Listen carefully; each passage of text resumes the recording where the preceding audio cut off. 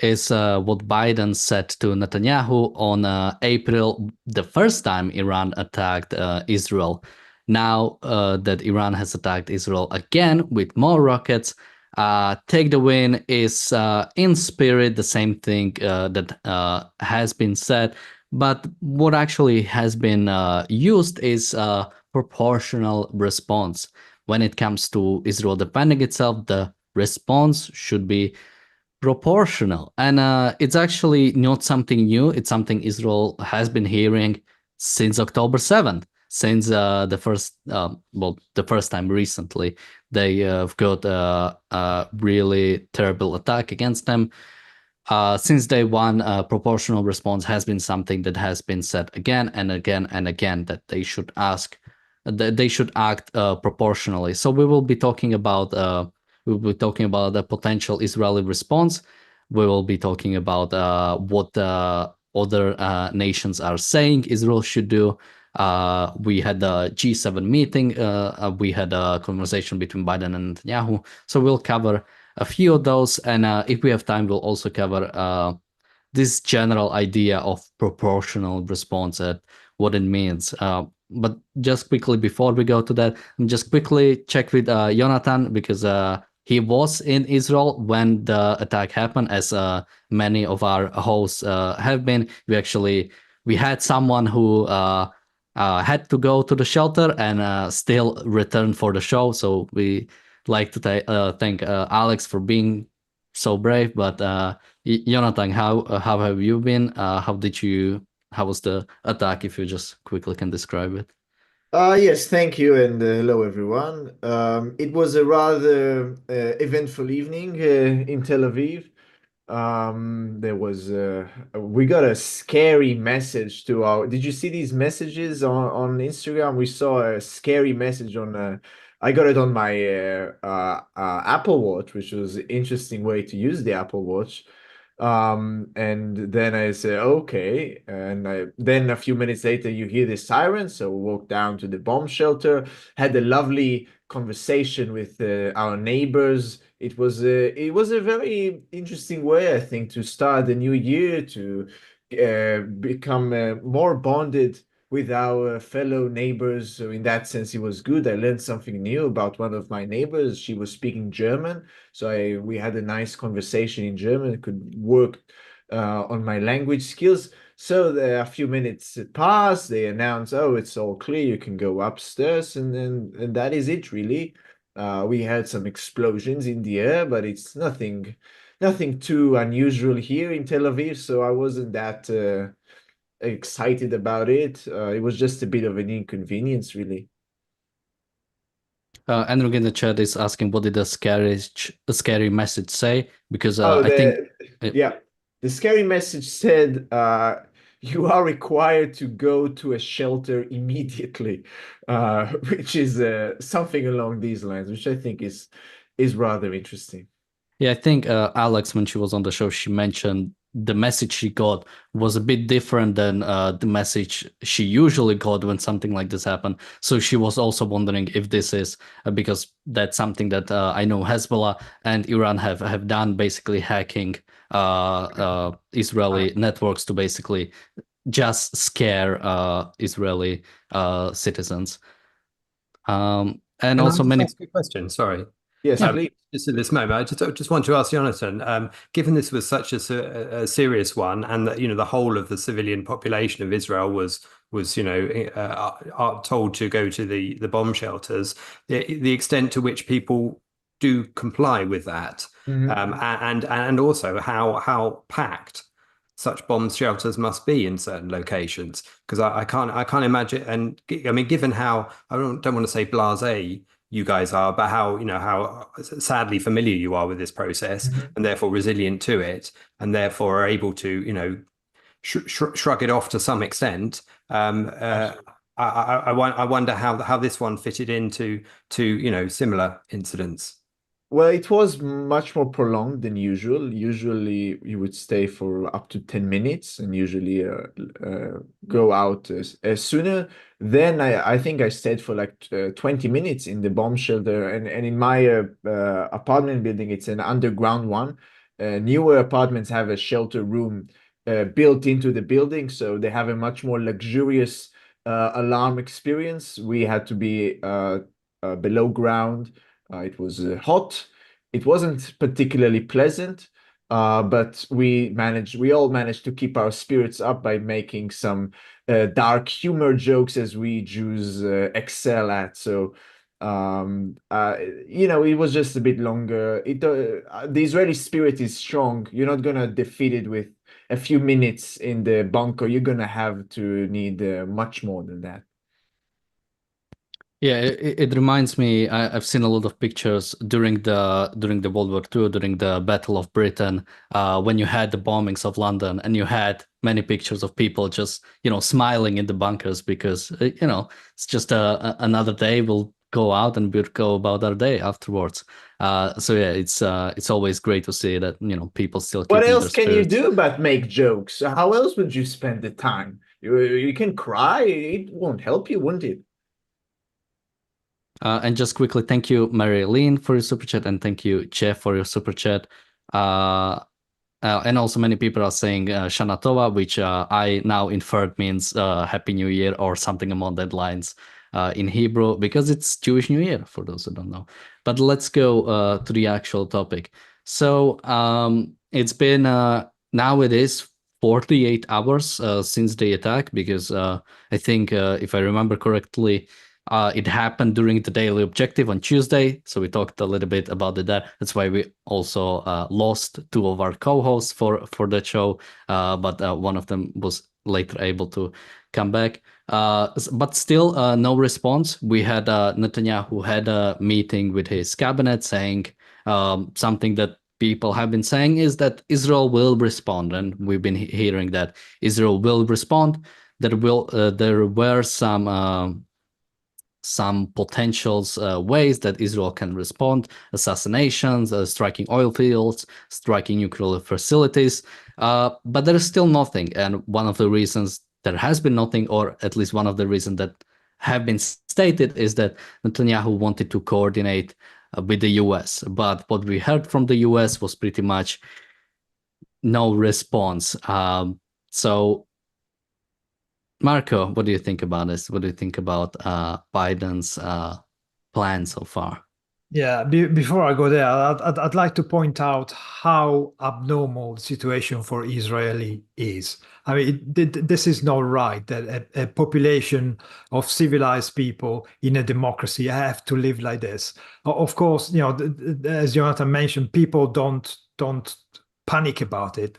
But if you think about it from the outside, we can point out how idiotic the situation is, where your population is forced to hide away from a bunch of savages who throw missiles at you on a regular basis. And this is why Mr. Biden should really shut up and try and grow a spine when it comes to providing a response to Iran. I mean, this was a massive attack with ballistic missiles. It's not the rocket launchers for Gaza. It's not something that hits on the ground and just a puff of smoke if it doesn't hit anyone. These were highly sophisticated missiles targeting certain location. And if you've seen the map of which location we're targeting, they were actually targeting the whole of Israel, civilians, military installation, and whatever else. So this is a pure war declaration towards an open war declaration towards Israel from Iran.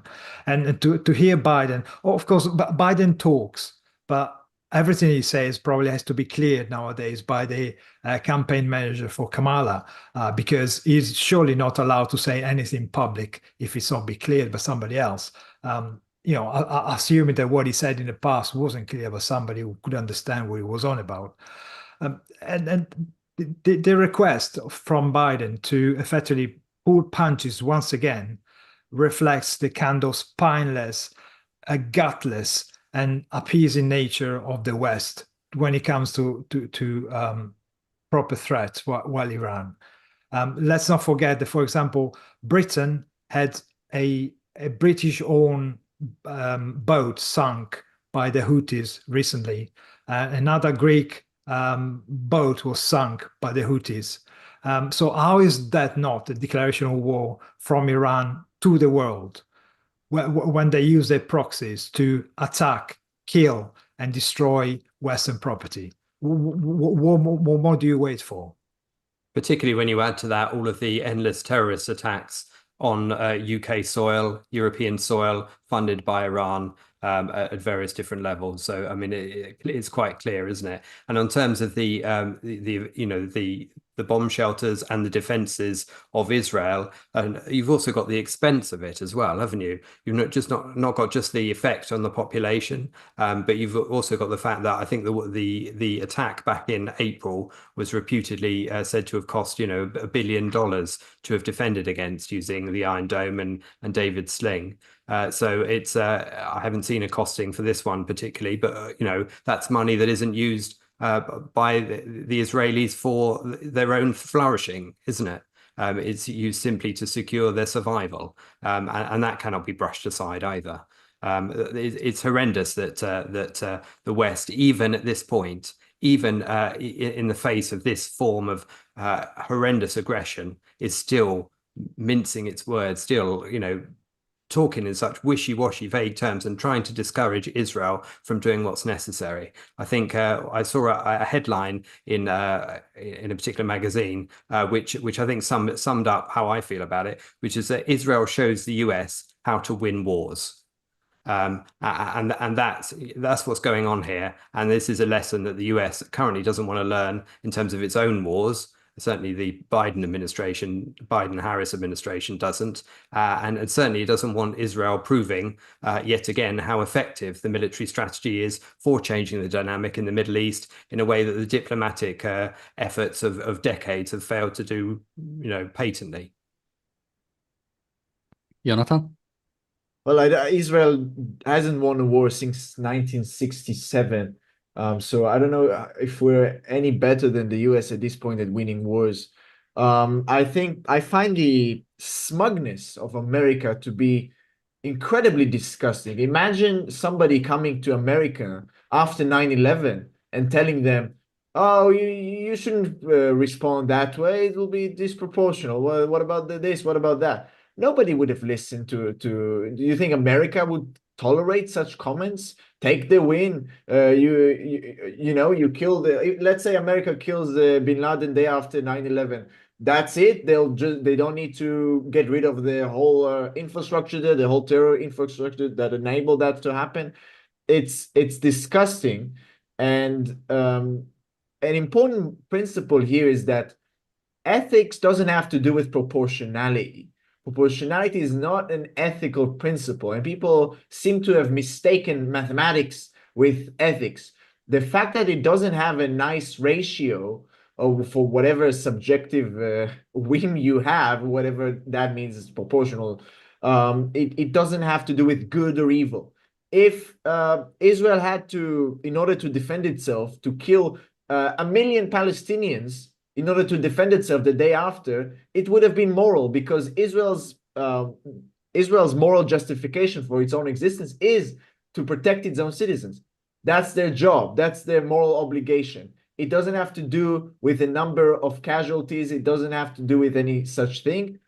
Only with winning and complete win, and that is something that is absent from, by the way, if you go to the IDF's own documents, they don't have the word win. There was a bit of a drama about this, that there is no such term in the IDF as winning a war. We don't want to say that. That would be not nice. So yeah, there is no such thing. And if you want to read more about victory, I highly recommend Nothing More Than Victory, where John Lewis really goes deeply into that issue of winning. So just quickly covering super chats. We have a super chat from Maria Lynn, who said proportionality is BS and crap. Yeah, it's an absolutely misused term. Even if you wanted to use it properly, it doesn't deal with, oh, they killed 50 of our people, so we can only kill 50 of our people. Even when you want to use the idea of proportionality, it means only that when you have a military target, the civilian casualties have to be proportionate to the military gain. Basically, you can't blow, or according to the rules of proportionality, you shouldn't blow up a schoolyard just because there's one piece of ammunition there. But if there are civilians there, but Hamas had hit like 3 rocket sites there, and there is one civilian there, according to the rules of proportionality, you would be able. So even that, I think, is improper way of like stating it. But the fact that even that idea is not even taken. I think it all falls apart the moment you ask why. Why does it matter that it's disproportionate? Can you prove to me why is it immoral that it is disproportionate? Why? What's your standard? Well, quoting a book, blank out. I really like saying that. It's such a good answer. But we also have a super stickers from Maria Lynn, 2 of them, and she has also actually sent me. Do you think Israel will take out Iran's nuclear capacity? YouTube won't let me take a super chat, so I'll send a sticker. So she sent stickers. Thank you, Maria Lynn. So do you think Israel will take out Iran's nuclear capacity? I don't think they really have a choice if they want to actually survive as a nation. Fundamentally, that's the only thing that is there. I think they will have to. I cannot see a possibility of them just really doing, especially more recently, when we've seen what they did with Hezbollah, the way they struck already in Iran. I cannot imagine them not doing it. But Jonathan, what do you think? I have zero expectations for anything with what I'm used to living in this country, and we're always thinking there's no way Netanyahu could have gotten away with October 7th. How could he possibly still be in power? How is that possible? And he's back. He's leading in polls. He's back, and he's gonna be strong, and he's probably gonna stay in his seat in 2026. So prophecy, we have a saying in Hebrew, prophecy is given to the fools. I won't make a prophecy. I agree with that it is absolutely what needs to be done, alongside with the economic annihilation of the Islamic Republic. But will Israel do that? I don't know. I don't know, and there's a chance that it won't. With the Americans as our good friends, I won't be surprised if we compromise on some middle of the road fake disproportionate really response to Iran. Marco? Yeah, I think here we have a big issue. The US government has always been a bit bipolar about Israel. Politically, they sort of support it, not openly. Clearly, Biden is not really supporting it politically. But militarily, they always stand behind them. They always turn up, making sure that nothing major happens. But the problem with nothing major happens, it also means that they make sure that Israel will not provide an appropriate response to every attack it gets. And the whole idea of proportionality, as Marilyn mentioned, is total BS, because you got a balance. You get upset by somebody attacking you. So the only proportional way to restore the balance is to eliminate the threat. So it doesn't tell you what kind of strength, how many people, how many bombs, how many weapons you have to use. All it says that the principle is to get rid of the threat that upsets the balance, and only once the threat has been returned, you can go back to the original status. So there isn't anything in law really that defines what a proportional response is. It's all very vague. It's all left to all sorts of interpretations, and of course, it's all there to make sure that nobody can produce a response which is matching the kind of threat that they receive. So this whole idea of proportionality is really designed to cut your legs before you can start even defending yourself. And especially when it comes to Israel. If Israel went in, ignoring the fact that we have a lame duck president right now, ignoring the fact that if Kamala wins, she might really disable the ability of Israel to defend itself in the future. If Israel went in, gun blazing, hitting, okay, listen to Biden, don't attack the nuclear site, but wipe out every single pipe that's bleeding oil from Iran, and make sure they're on their knees economically, so they cannot even afford to feed their own population. Then you perhaps go somewhere towards making sure that they don't do this again. And bear in mind that Iran is kind of hollowed out right now. Their massive response, they've thrown about 600 ballistic missiles in the last 6 months at Israel. At the same time, they were providing weapons to Hezbollah and weapons to the Houthis, and perhaps smuggling through to Russia a few. So the Iranian machine, which starts as a dictatorship, as a inefficient machine, is being provided other people with weapons. Now the Houthis have been slapped in the face, not enough, but slapped in the face. Hezbollah is effectively been wiped out. Well, put in a situation where they're not an immediate threat. And the Hamas people, again supplied by Iran, are again not particularly active. So Iran right now, who usually tends to use the proxies as their main weapon of attack, is kind of on the back foot. So if you don't hit Iran now, when they are at probably the weakest, and when we know that the population of Iran doesn't support the regime, well, at least a large amount of the population doesn't support the regime. If you don't hit them now, in this particular moment, where everything seems to align for Israel, you're never going to get a situation when you are actually able to hurt the Islamic Republic of Iran significantly and push them back towards the Middle Ages where they belong. Richard?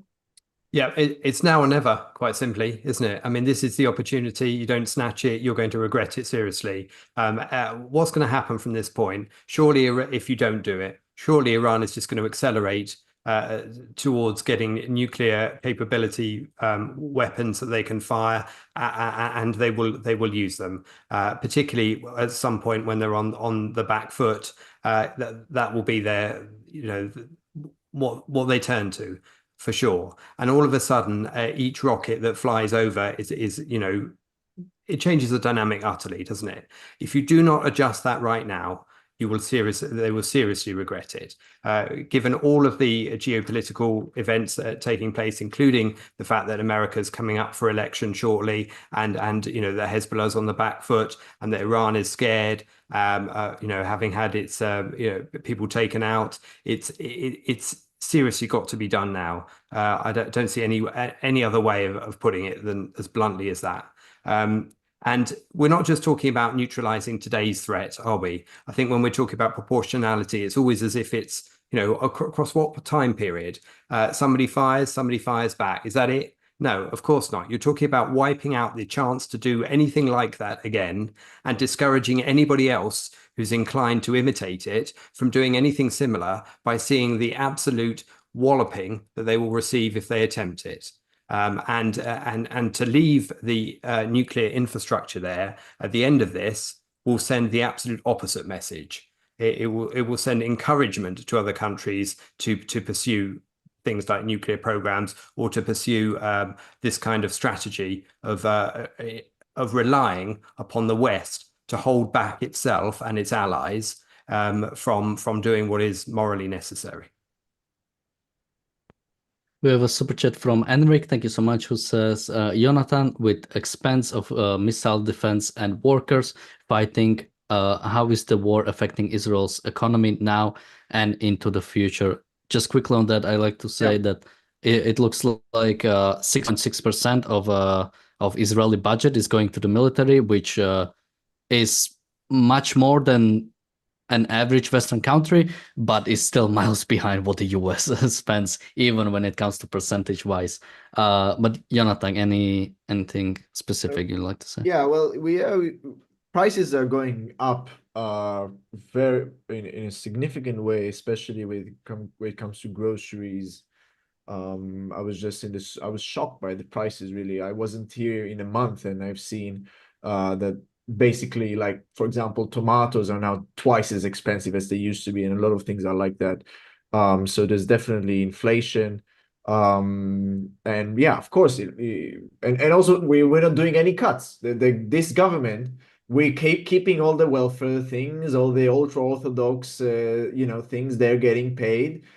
We didn't cut anything from the budget. That is, we have a lot of unnecessary ministries that should have been closed years ago, and they're not doing it. They're only bringing more ministries.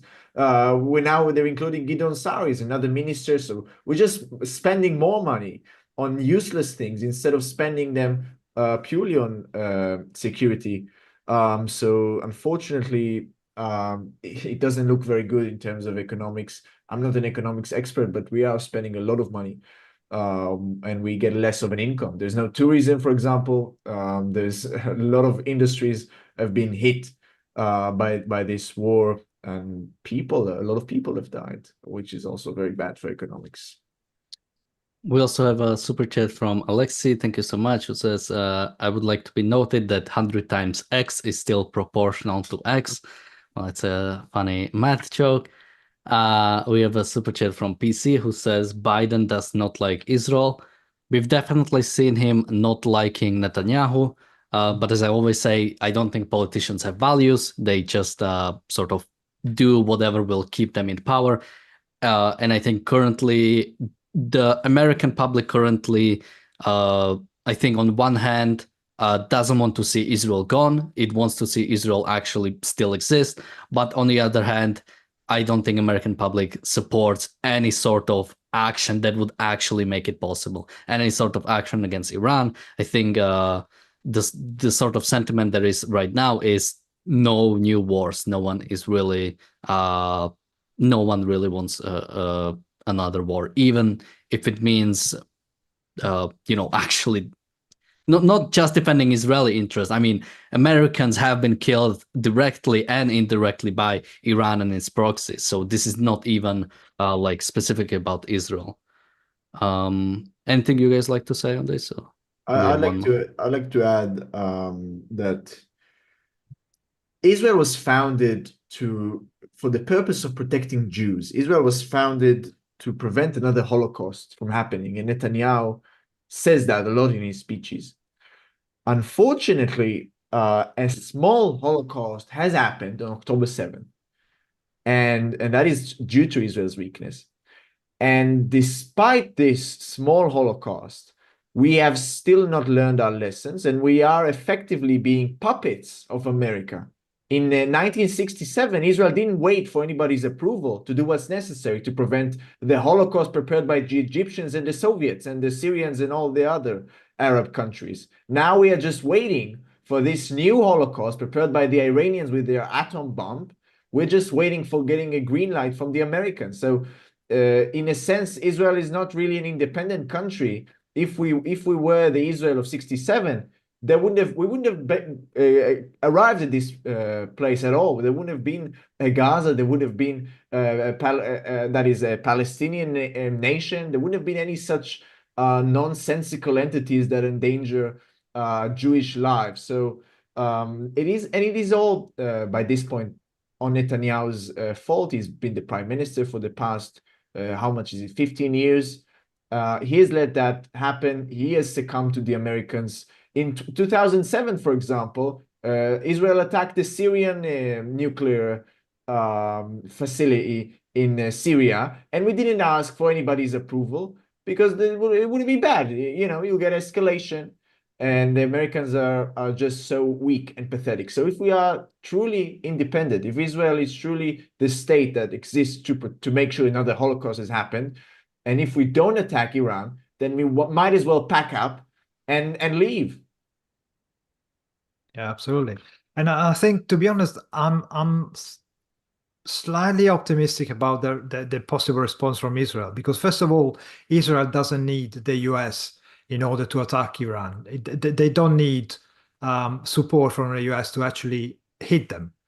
And what they've done recently was actually taking out a couple of Russian points within Syria. And doing that, it means effectively create a corridor between Israel and Iran, through which they could go without giving Iran early warning. Because, of course, Syria and the Russians would be the first one to alert Iran that Israelis are coming. So by taking out those stations, effectively, you blind to some extent the Iran from seeing the IDF coming, which means that they are probably preparing for some sort of retaliation. And going back to the Iran threat, well, Iran doesn't need to produce weapon-grade uranium. All you need to have a radioactive material, scatter it with a missile, you create a dirty bomb, and it's as as devastating as, perhaps not as devastating as a proper nuclear weapon, but it would make life impossible in certain area, especially if we were to hit a populated area. So the threat for Iran is much more concrete than we think. Again, they don't need to get as far as the end of a program or production of weapons, but all they need to have enough material to be a threat effectively for life in Israel as such. And of course, we've seen that they don't care who they hit. The strike was across the whole of Israel. Schools, hospitals, they don't care. They're quite happy to hit civilians. I would expect the Hamas-run health ministry to announce that 25 million Gaza were killed during the attack on Iran. That goes to show how stupid you are to believe that you have a god on your side when something hits you on the head like that. But anyway, that was just a tragic accident caused by Iran. And again, the West doesn't even acknowledge that. We've seen the BBC trying to interview the usual idiots like the professor Marandi from Tehran, who does the rounds of the Western mainstream media, saying how much of a victim Iran is and how powerful it is. So don't mess about with Iran. Effectively, he's keeping up the propaganda pro-Iran to big up Iran and make it look more scary than it actually is. So that the pressure from within the Western countries towards the government is, oh, don't go in, it's too scary, they might escalate. Well, if throwing 600 ballistic missiles is not escalation, if that's not the signal that this has to end, and has to end with Iran and the dictatorship in Iran to be wiped out, you tell me what. I mean, if you don't get it now, perhaps when the Iranian take over, perhaps you would get it. Now's the time to exploit the dissatisfaction within Iran. Now's the time to exploit all of the weaknesses everywhere and to encourage Iranians themselves to change the government where they live in, and to embrace the opportunity to return to pre-1979 or even better than that. Obviously, we would hope for, but at least to head back towards the level of freedom that they used to enjoy. When you look at what Biden's been saying, it won't be today, lads. Dear Iran, it won't be today, lads. Or it won't be a nuclear facility. So don't worry tonight.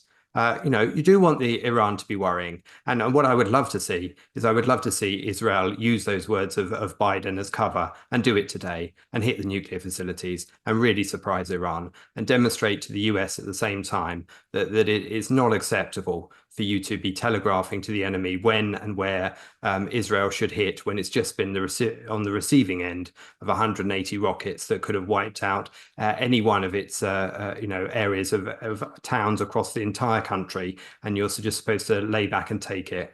I don't think so. That's a point that needs absolutely proving. I mean, if we talk about escalation, there is no escalation if you annihilate the enemy's capacity to respond. And that's what the point you need to be making. Yeah, that's what you do. You stop them from responding. That's why the fact that whenever Israel strikes into Iran or into any any outside threat, they always sort of brace for response. That's not how you attack. You don't attack with the expectation, okay, now they're gonna strike back. Let's hope it's not too bad. No, you strike so hard that they won't be able to respond. That's, as Jonathan mentioned, that's what they did during the 6 Day Wars. They attacked so hard at the start, they pretty much knocked out everyone since the start. By the way, we are about 37 minutes in, and I still haven't made my first line that I have in my notes, so that's great. And we still have a super chat, so thank you, Marilyn, so much. She says, fight to win or don't fight at all. Otherwise, you just appear weak and easy to manipulate. Why is that so hard to understand? Yes, that's exactly what we have been saying. And so now, actually, going to my notes, something Biden has said, quoting him, President says Israel has right to hit back, and that G7 leaders agreed to sanction Iran over missile attack. Cabinet said holding off on response pending coordination with Washington. Joe Biden said he opposes Israel striking Iran's nuclear facilities. It has a right to defend itself, but proportionally. And I also have a quote. I think this is around the G7. We'll be discussing with the Israelis what they are going to do, but all 7 of us agree that they have a right to respond, but they should respond proportionally. Biden told reporters before boarding Air Force One, obviously, Iran is way off course. And what this reminds me is one of my favorite shows, Yes, Prime Minister, when they had a meeting about getting more women into politics. And they've been talking about it, how they agree with the principle. You know, we all agree with the principle that women have to be more involved with the politics. And then one by one, they said why they cannot have more women in their particular department. And in a similar, it's here. I can imagine the meeting, all the G7 nations, they are around them. We agree with the principle of Israel having the right to defend itself. But of course, it has to be proportional, and everybody agrees. Yes, of course. But you do agree with the principle of Israel defending itself. Yes, absolutely. So that's pretty much what I've been thinking about. But Jonathan, what do you think about this? Israel has a right to defend itself. So what's the problem? Well, the idea of right is that which is not conditioned on you doing anything else. So if you have a right to something, it means that you are able to, for example, property rights means that you're able to own the property, and you're also able to dispose it. You're able to completely annihilate it. You can do whatever you want with it. So if Israel has a right to defend itself, it means that it has an absolute right to do whatever it wants, whatever it seems necessary to achieve that. And if they condition it, you say, oh, you have a right to defend itself, but only when we allow you to have that. That's not really a right, is it? That's more of a permission. So they're saying we are permitting Israel. That's essentially what they're saying. We are permitting Israel to defend itself insofar as it's achieving our arbitrary standards for whatever subjective standards they have. So it is an inner contradiction. It's nonsensical, and they might as well shut up, because it doesn't mean anything what they're saying. Yeah, and just adding to that, we also have a word that UK and France already said that they will not join any aggressive attack on Iran. Those are two of the G7 nations. Marco, what do you think? Yeah, I better not say what I think, because it's probably not broadcastable. I mean, the West is typically falling into the theory practice dichotomy, isn't it? On paper, Israel should defend itself, but in practice, it's not really practical. Might escalate and blah blah blah blah. So hang on a second. If they have the right to defend themselves, they should be allowed to defend themselves. They should shut up, just hide in your office, and just don't interfere. But if you don't believe they should defend themselves, then you should come out and be clear, because your actions are speaking actually quite loudly. We've seen how many times, April, take the win, Biden, take the win. Just because your defenses work, You should allow the other guys to keep throwing missiles at you. That's just idiotic. But then again, it's understandable because the United States in the last 20 years saw a massive terrorist attack in New York. And what did it do? Absolutely nothing. Already in 99, 2000, there were the series of attack linked to the new millennium. And what did it do? You know, the coal ship, USS Cole, yeah. USS Cole, yeah.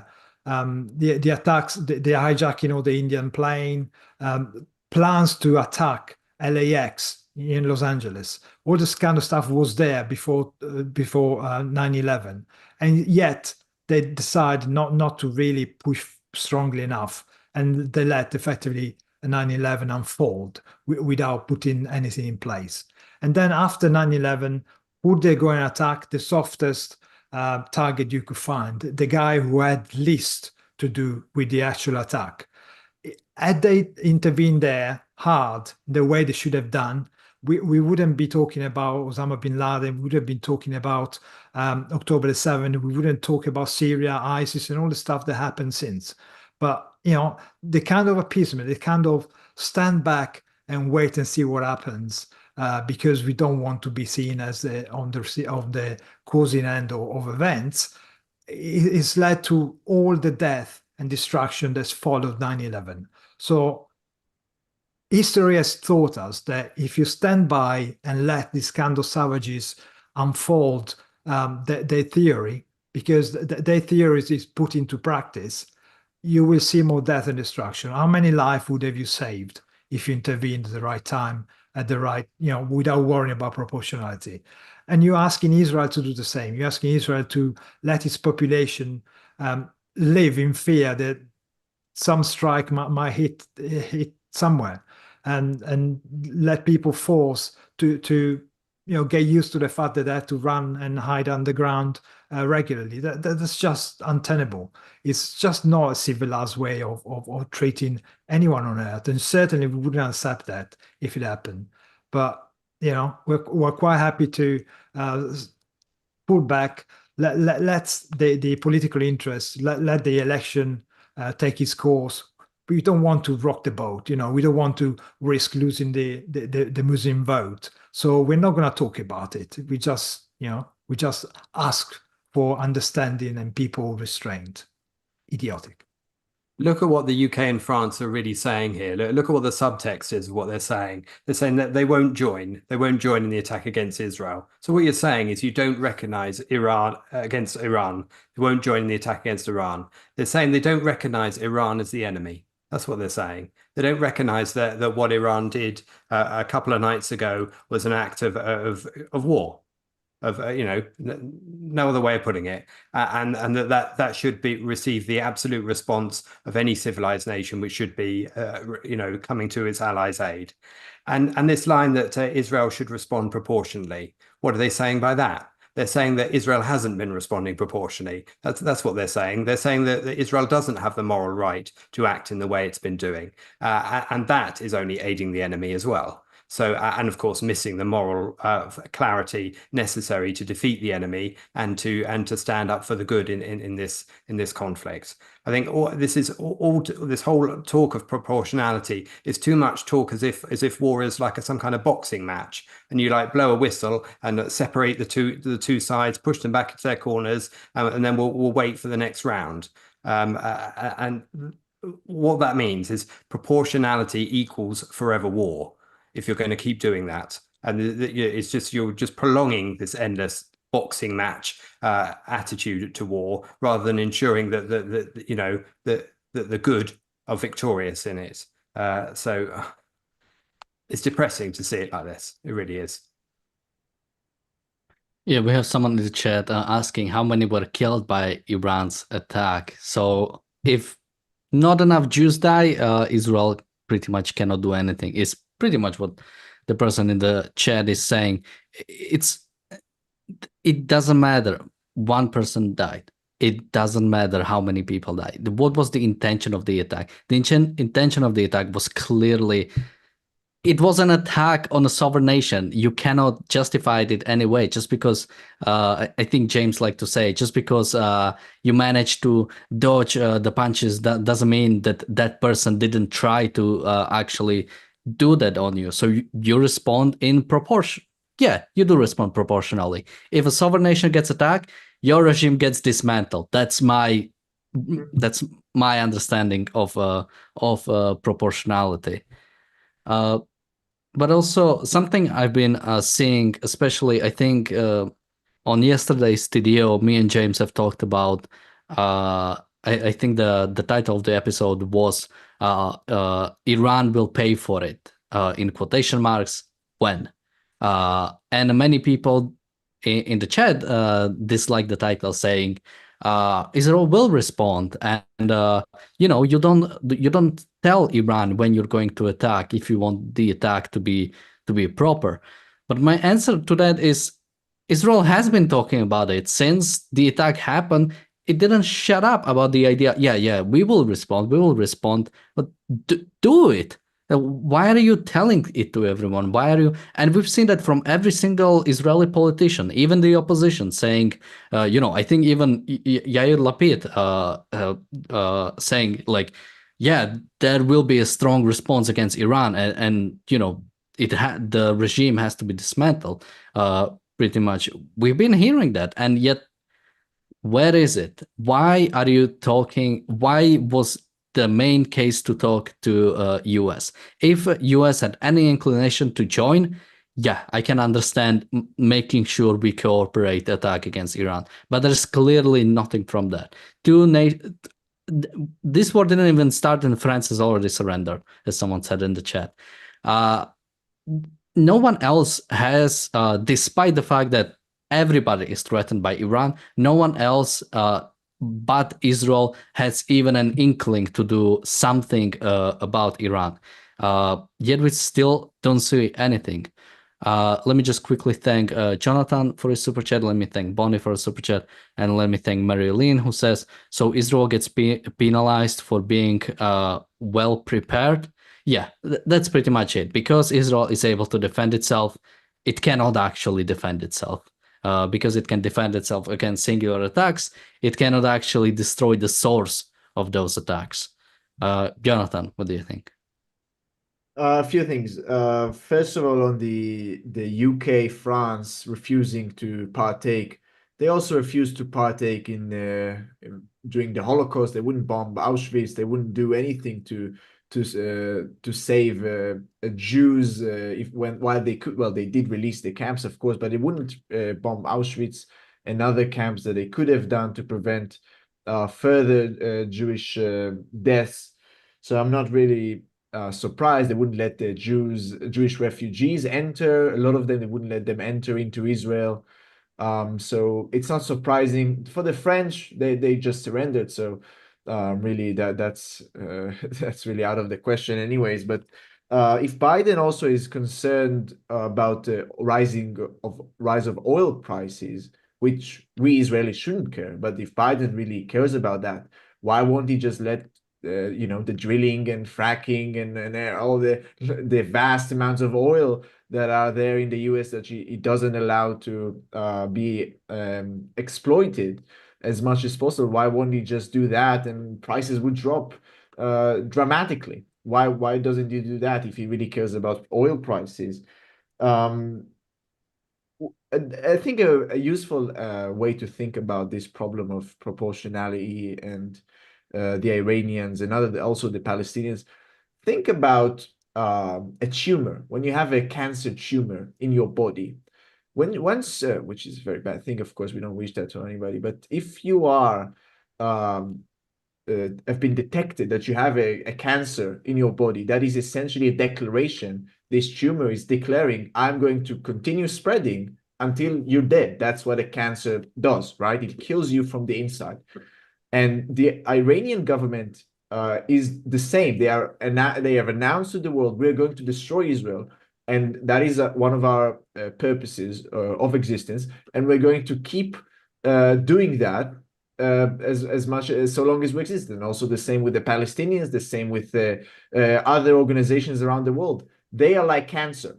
And when you treat cancer, you don't just cut one slice of it because it will spread. So the only proportionate way to deal with cancer is to completely annihilate it. That's the way to deal with these things. So it is, of course, very difficult. It may be rather unpleasant, but it is what is necessary to be done. And that is what Israel has to do, regardless of the Americans, regardless of anyone, of the Brits, of the French. That doesn't matter. We have to defend ourselves. Marco? Yeah, I mean, I'm no friend of the French government. I mean, they've been supporting the Lebanese government effectively. When the big explosion happened in 2020, they were the first trying and find money in order to funnel money into Lebanon, to the Lebanese government, knowing very well part of a government is actually taken up by Hezbollah.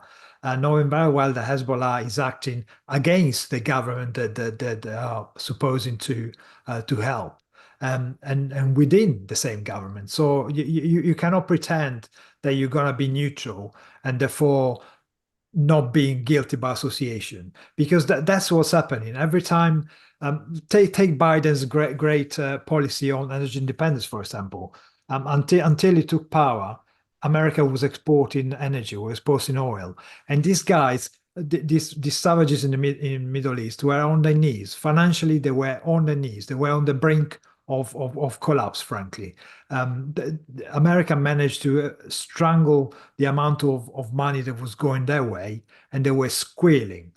But no, he comes around, makes energy extraction in the United States impossible, hikes up the price of oil, and these people managed to make billions out of that decision taken by Biden, who ignored the consequence of his own actions because he was politically motivated.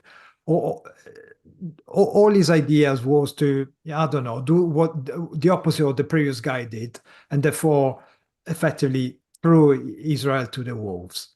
And that's a choice. It's a simple stroke of a pen decided to help the people who now are attacking Israel openly. And that's what we're doing all the time. The sanction, they announced the sanction. Oh my God, they must be quaking in their boots in Tehran, mustn't they? I mean, we know how Russia is getting around the sanction by stealing the grain from Ukraine, putting on a different ship and shipping it off and selling it off. We see how the oil is sold to China backhandedly, just change the color of the barrels or whatever they do in order to make it look it's not coming from Russia. It's just farcical to think that imposing sanction on Iran will actually go anywhere near addressing the issue. It's just a political theater showing yourself, oh, look at us, we impose sanction. Wow, that's so important, isn't it? And this kind of action is the same as Resolution 1701, which was supposed to keep Hezbollah in check. Did anybody care to make sure that international law was followed at that point? Did anybody care about the UN when he says Hezbollah, which benefits from breaking the UN resolutions? No, nobody said anything at all. And suddenly, if Israel does something that looks wrong on paper, you take it to the ICC, you take it to the ICJ. It's insane. If this is not hate and really not caring at all about Israel. Look at the things done in plain sight, for goodness sake. Back in May, Ursula von der Leyen in the EU, the head of the EU, announced a €1 billion fund for Lebanon, which is going to be grants, not loans, across a 3-year period to 2027, in order to cover up their migrant problem coming from Syria and to persuade the Lebanese to keep the Syrians in Lebanon. But of course, a lot of that money goes to bolstering Hezbollah. It goes to bolstering the country of Lebanon with its Hezbollah element within it. It goes to bolstering Iran, of course, because they don't need to supply as much money, or it makes the country look better than it is. All of that comes from the EU. That muddies the whole water. It makes it, the morality of it, so grey and unclear to people, when it's really a black morality of paying your enemy at the point when you should be defending your ally. And quite honestly, the other phrase you hear with proportionality all the time is asymmetric warfare, as if good and evil should be kept in symmetry, because in these people's minds, they're the same thing. They're indistinguishable from each other. When to paraphrase Ayn Rand, who wins who suffers most when in this kind of way of thinking, when evil is boosted or protected, or given extra money either by the EU or protected by people like Biden saying don't retaliate, don't escalate, don't respond. What happens? All that does is harm the good in the end, it's just, the morality is so clear to anybody who opens their eyes and focuses their mind. It really doesn't take a genius to understand it. And incidentally, France has just announced a package for humanitarian aid to the Lebanese government again, just in case. Richard, it's Ursula von der Leyen, by the way. But going to... I've got other names for her, but yeah, okay. Well, just quickly wrapping up, because we'll have to see where this go. I hope there will be some response from Israel. But just quickly, a last sentence from Biden when he was asked about if he supported striking Iran's oil facilities. He said, "We're discussing that. I think that would be a little anyway." And that was his last comment on this. But let's hear last comments from our panelist, Jonathan. And also, where can people find you after that? Okay, thank you. We have to remember Israel is fighting the West's war. Israel is the only country that is standing up to Islamism, fundamental Islam, that has essentially taken over much of Europe, has deeply penetrated into America, is deeply interwoven in the American education system. And Israel is the only country that is actually standing up for this danger that is facing the entire Western world. And what does the West do? It helps the enemy. It helps the Islamists, because I think probably they are scared, because they're a bit anti-Semitic, because they're weak. They have lots of excuses. We have to remember, we Israelis, we have to remember that. We have to remember that we are standing up for light, and we are fighting against forces of pure darkness. And we have to respond. Israel has to reply strongly and decisively. I am rather pessimistic, but hopefully I'm wrong. And hopefully this will be a dramatic, this is indeed times for change. We can do it at this time. This is the perfect timing, as you guys said. This is the perfect timing. So we have to do it. And the Israeli people are strong no matter what. And hopefully we'll have a better year. We should say Shana Tova. Last year was probably the worst year in about 80 years for the Jews. So hopefully this next year will be much better. And thank you very much. You can all find me on Substack at philosophyIneeded.com. Link can be found in the description. Thank you very much. And we also have a super chat from Enric. Thank you so much. Who says Obama Biden administration. I'm wondering if it's on purpose or if it did miss right.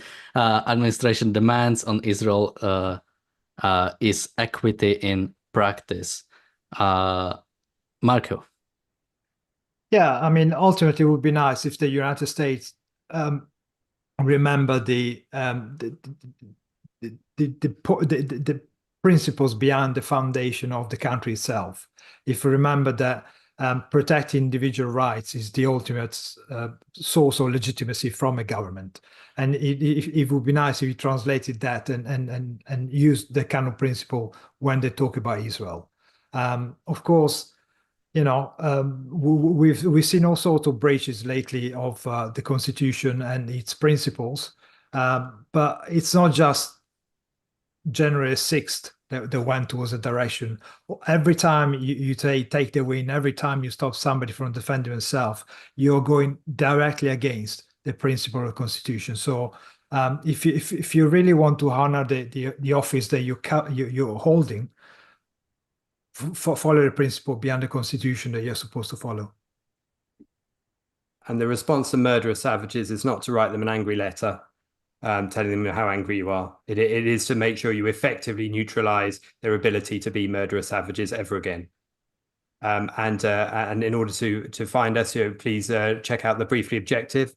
The details are in the link below for short form material taken from this channel that really emphasizes all of the points that we make and have been making particularly across the past year of this war. You can really get to the essentials there. So please like and subscribe to that, as well as checking out the ARCUK Substack, of course, with a variety of articles on all different subjects, including the conflict in Israel.